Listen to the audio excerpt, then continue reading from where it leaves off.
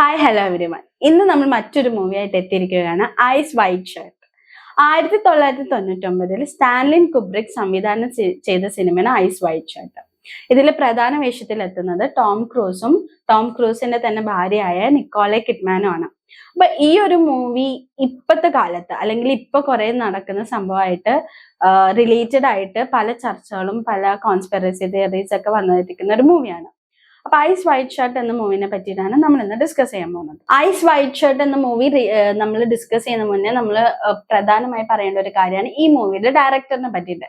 സ്റ്റാൻലിൻ കുബ്രിക് ആണ് ഈ movie direct ചെയ്തിരിക്കുന്നത്.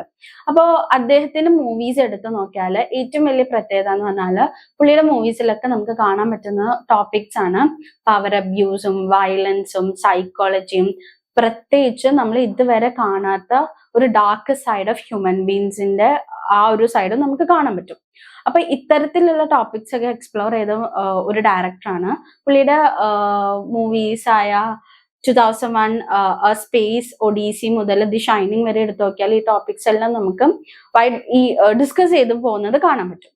അപ്പോ ഐസ് വൈറ്റ് ഷർട്ട് എന്ന് പറയുന്ന മൂവിയിലോട്ട് വരുമ്പോൾ ഈ മൂവിയുടെ മറ്റൊരു പ്രത്യേകത അല്ലെങ്കിൽ മറ്റൊരു കാര്യം പ്രധാനപ്പെട്ട കാര്യം എന്താന്ന് വെച്ചാല് this was last movie of Stanley Kubrick. ഈ മൂവിന്റെ ഫൈനൽ കട്ട് പ്രൊഡ്യൂസേഴ്സ് ആയ വാർണർ ബ്രോസിന് കൊടുത്തു. അതിന്റെ സ്ക്രീനിങ് കഴിഞ്ഞു. 6 days കഴിഞ്ഞപ്പോൾ അദ്ദേഹം മരണപ്പെടുകയും ചെയ്തു. ഒരുപാട് കോൺസ്പിറസി തിയറീസ് ഇതിന്റെ പിറകെ ഉണ്ട്. ലൈക്ക് പുള്ളിയുടെ ആ ഒരു ഡെത്തിന്റെ ബേസ് ചെയ്തിട്ടും, പിന്നെ ഈ നമ്മളിപ്പോ കാണുന്ന ഐസ് വൈറ്റ് ഷർട്ട് എന്ന് പറയുന്ന മൂവിയുടെ ഫൈനൽ കട്ട് ഇതല്ലായിരുന്നു, ചേഞ്ചസ് വരുത്തി എന്നൊക്കെ പറഞ്ഞിട്ട് ഒരുപാട് കോൺസ്പിറസി തിയറീസ് ഉണ്ട്. അപ്പൊ മൊത്തത്തിൽ നോക്കുകയാണെങ്കിൽ ഈ ഐസ് വൈറ്റ് ഷർട്ട് എന്ന മൂവിയും അദ്ദേഹത്തിന്റെ ഈ ഡയറക്ടറിന്റെ ഡെത്തും എല്ലാം ഭയങ്കര മിസ്റ്ററിയാണ്. ഐസ് വൈറ്റ് ഷർട്ട് എന്ന് പറയുന്ന മൂവിയിലോട്ട് നമ്മൾ വരികയാണെങ്കിൽ ഈ മൂവിയിലെ പ്രധാന കഥാപാത്രത്തിൽ എത്തുന്നത് ടോം ക്രൂസും അദ്ദേഹത്തിന്റെ വൈഫായിരുന്ന നിക്കോളെ കിഡ്മാനും ആണ്. ടോം ക്രൂസിന്റെ ക്യാരക്ടർ നെയിമാണ് ഡോക്ടർ ബിൽ ഹാരോൾഡ്. ഭാര്യയുടെ പേര് വരുന്നത് ആലിസ് ഹാരോൾഡ് എന്ന. അവർക്കൊരു മകളുണ്ട്. അപ്പോൾ ഈ പടത്തിന് വേറൊരു പ്രത്യേകത ഉണ്ട്. It has Guinness record of longest continuous film shoot എന്നൊരു ഗിന്നസ് റെക്കോർഡും ഉണ്ട്. അപ്പൊ നമ്മൾ മൂവിന്റെ ഒരു സബ്ജക്ട്സിലോട്ട് വരികയാണെങ്കിൽ നേരത്തെ പറഞ്ഞ പോലെ തന്നെ ഒരു dark side of human beings discuss ചെയ്യുന്നുണ്ട്. മേലീഗോ ഉണ്ട്, സെക്ഷുവാലിറ്റി ഉണ്ട്, ഇലൈറ്റ് സൊസൈറ്റിയുടെ ഒരു സീക്രസി ഉണ്ട്. അത്തരത്തില് പറയുന്ന ഒരുപാട് എന്താ പറയാ കൊള്ളുന്ന സബ്ജക്ട്സ് എന്നൊക്കെ നമുക്ക് പറയാം. അത്തരത്തിൽ സബ്ജക്ട്സ് ഒക്കെ ഡിസ്കസ് ചെയ്യുന്ന ഒരു മൂവിയാണ് ഐസ് വൈറ്റ് ഷർട്ട്. അപ്പൊ നമ്മൾ മൊത്തത്തിൽ നോക്കുവാണെങ്കിൽ ഈ മൂവിയില് സ്റ്റാർട്ടിങ്ങില് ഒരു ലവിങ് കപ്പിളായ ടോം ക്രൂസും വൈഫും ബിൽ ആൻഡ് ആലീസ് ഒരു പാർട്ടി, പുള്ളി ഒരു ഡോക്ടർ ആയതുകൊണ്ട് പുള്ളിയുടെ ഒരു ക്ലയന്റിന്റെ ഒരു പാർട്ടിയിലോട്ട് പോകുന്നു. അവര് ലൈക്ക് ഫ്ലേർട്ട് ചെയ്യുന്നുണ്ട്, പക്ഷെ they are true to each other. അങ്ങനത്തെ രീതിയിൽ പോകുന്നു. അപ്പോൾ ബിൽ എന്ന് പറയുന്ന ഹസ്ബൻഡിന്റെ മനസ്സിലെ വൈഫ് എപ്പോഴും ഓൾവേസ് ഹോണസ്റ്റ് ആയിരിക്കും. അത്രയും പ്രതീക്ഷ കൊടുത്തതിന്റെ അപ്പുറം ആണ് എന്നുള്ളൊരു ചിന്തയാണ് ഈ മൂവിയിലേത്തെ ഫസ്റ്റ് പാർട്ടിൽ കാണിക്കുന്നത്. അത് കഴിഞ്ഞിട്ടാണ് നമുക്കൊരു ഇലൈറ്റ് സീക്രട്ട് സൊസൈറ്റിയുടെ പറ്റിയിട്ടൊക്കെ പറയുന്നത്. ഒരു വിമൻ പെർസ്പെക്റ്റീവ് എടുത്ത് നോക്കിക്കഴിഞ്ഞാൽ ഈ മൂവിയിൽ നമുക്ക് വിമനെ കൂടുതലും സെക്ഷുവലൈസ് ചെയ്തതായിട്ട് കാണപ്പെടാൻ പറ്റും. ഇപ്പൊ നിക്കോളെ കിഡ്മാന്റെ ക്യാരക്ടറായ ആലിസ് ഹാരോൾഡ് ആണ് ഈ മൂവിയിൽ ഭയങ്കര ബോൾഡ് അല്ലെങ്കിൽ ഒരു സ്ട്രോങ് ക്യാരക്ടറായിട്ട് നമുക്ക് പറയാൻ പറ്റുന്നത്. പുള്ളിക്കാരത്തി ഷീസ് ഹോണസ്റ്റ്, ഷീസ് ലോയൽ, പക്ഷെ she's very much honest about her desires.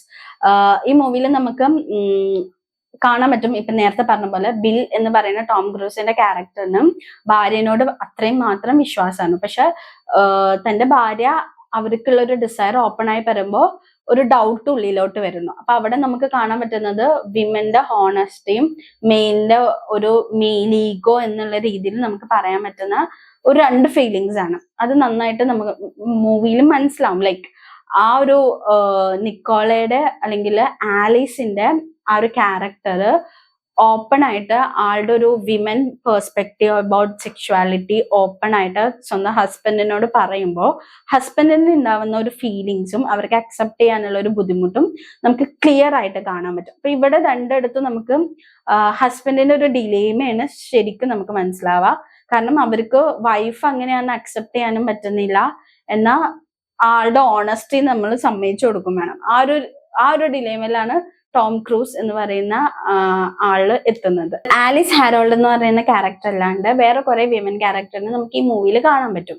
ഈ ആലിസ് ഹാരോൾഡിന്റെ ആ ഒരു ഹോണസ്റ്റി കാരണം കൊണ്ട് ആ ഒരു മെയിലീഗോ വർക്കായി ബില്ലില്. അപ്പൊ അത് കഴിഞ്ഞിട്ട് ആള് മീറ്റ് ചെയ്യുന്ന എല്ലാ വിമനെയും സെക്ഷലൈസ്ഡ് ആയിട്ട് സമീപിക്കാൻ തുടങ്ങി. ബട്ട് അപ്പോഴും നമുക്ക് മെയിൻ ആയിട്ട് കാണാൻ പറ്റുന്നത് ആൾക്ക് കംപ്ലീറ്റ് ആയിട്ട് അങ്ങനെ ഒരു രീതിയിൽ ഒരു ഇന്റിമസി വേണമെന്നില്ല.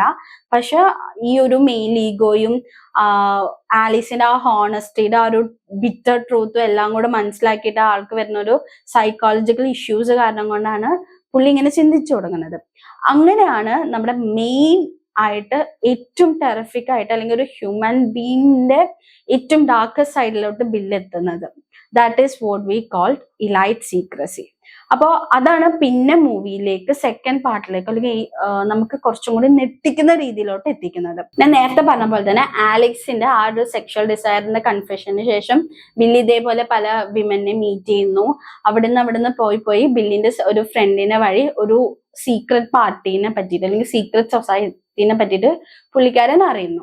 ഒരു മാസ്ക്ഡ് ആയിട്ടുള്ള വിമനും മെന്നും കൂടെ വരുന്ന ഒരു സീക്രട്ട് സൊസൈറ്റി. അവിടെ ചെല്ലുമ്പോൾ നമുക്ക് കാണാൻ പറ്റുന്നത് ഒരു റിച്വൽ ആയിട്ട് സെക്ഷ്വാലിറ്റീനെ ഒരു റിച്വൽ ആയിട്ട് ട്രീറ്റ് ചെയ്തിട്ട് ഇലൈറ്റ് ആയിട്ട് നമ്മുടെ സൊസൈറ്റിയിലുള്ള ഇലൈറ്റ് ആയിട്ടുള്ള പീപ്പിള് വിമനെ ഒരു ഒബ്ജക്റ്റിഫൈ ചെയ്യുന്ന രീതിയിലേക്ക് ഉള്ള ഒരു രീതിയിൽ കാണാൻ പറ്റുന്നത്.